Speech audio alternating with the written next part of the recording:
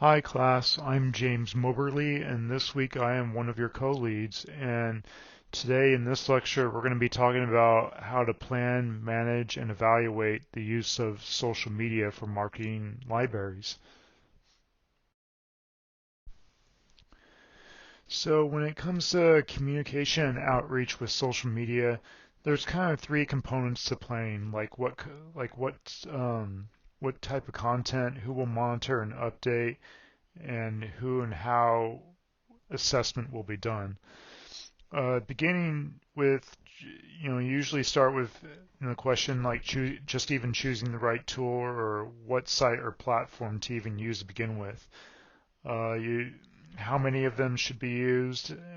What fits the needs of the library? Is it picture based, or is it messages, or is it a bit of both? What about the target audience? Like what do they use? What do they respond to? And when it comes to managing it, you have to decide on responsibilities, like who's going to be the one updating and how often, what sort of content, maintaining a consistent tone and sense of branding. So challenges of staying updated are like how frequently, what kinds of, again, types of content to share. Is it like news, upcoming programs, community events, patron accomplishments, trivia, Q&A, photos, recommendations, awareness week, taking polls on what patrons want to see more of. And then there's also, how often to repost what patrons post and interacting with them. And then when it comes to evaluating success, like is it based on the increase in followers, the amount of posts, comments, reposts, patrons showing up at events that were marketed on social media? And then do patrons uh, even know where to find us? Are we using the same sites they even do? How frequently? Or what's the frequency of engagement?